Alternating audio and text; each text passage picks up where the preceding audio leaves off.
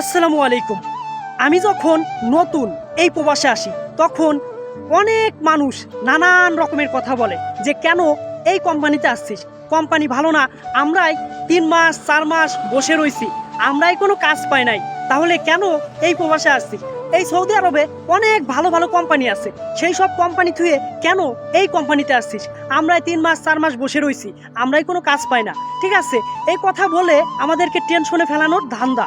ঠিক আছে, তখন আমরা তো এই কথাগুলো বিশ্বাস করি না, কারণ হচ্ছে আমরা যখন এই প্রবাসে আসি তার আগে আমাদের কিছু কিছু মানুষ এমনভাবে আঘাত করে চলে যায়, তার কারণেই কই আমরা এই প্রবাসে আসি। কারণ হচ্ছে এমন এমন আপন মানুষ বলছে যে তোর দ্বারা কিছুই হবে না, তুই কিছু করে দেখা।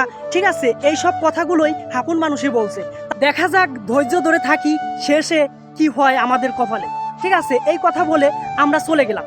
কারণ হচ্ছে আমরা তো তাদের সাথে তর্ক করতে পারি না, কারণ হচ্ছে আমরা নতুন আসছি যখন এই প্রবাসে, তখন তো পুরন লোকের সাথে বেশি তর্ক করতে পারি না। ঠিক আছে, এই কথা বলে আমরা চলে গেলাম। চলে যাওয়ার পরে যখন আমরা আসছি এই প্রবাসে, ওই রাত্রেই আমাদের মেডিকেল করাইছে একসাথে 29 জন এই সৌদি আরবে আসছি। তখন আমরা ছিলাম হচ্ছে ধাম্মামে ছিলাম একসাথে 29 জন। আসার পরে যখন ধাম্মাম ছিলাম তখন আমাদের মেডিকেল করানোর পরে, ঠিক আছে, তখন আমরা এক ক্যাম্পে থাকার পরে অনেক লোক অনেক নানান রকমের কথা বলে, কিন্তু আমরা কোনো লোকের কথায় কান দিই না। পরের দিনই কাজ পেয়ে গেছি। ঠিক আছে, যারা বলছিল যে আমরা 3 মাস 4 মাস কোনো কাজ পাই নাই, কেন এই কোম্পানিতে আসছিস, তাদের পিছনে ব্যাকগ্রাউন্ড খবর নিয়ে দেখি যে তারা মনে করেন যে হয়তো বসের সাথে বা নতুন এসেই তাড়াহুড়ো করছে। ঠিক আছে, তাদের ধৈর্য বেশি নাই, এর জন্যই তাদেরকে বসিয়ে রেখেছে।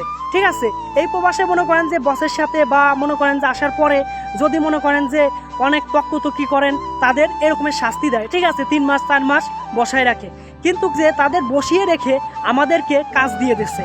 পরে শুনতে পাই যে তারা মনে করেন যে 3 মাস 4 মাস মনে করেন যে বসে রয়েছে, কারণ হচ্ছে তারা দেখা গেল বসের সাথে খারাপ ব্যবহার করছে বা হয়তো মারামারি করছে, এর কারণে 3 মাস 4 মাস বসায় রাখছে।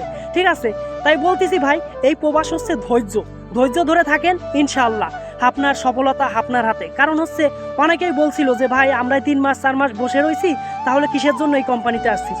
কিন্তু তাদের হয়তো 3 মাস 4 মাস বসিয়ে রেখেছে, কিন্তু আমরা আসার পরেই পরের দিন কাজ পাইছি। কারণ হচ্ছে ধৈর্য।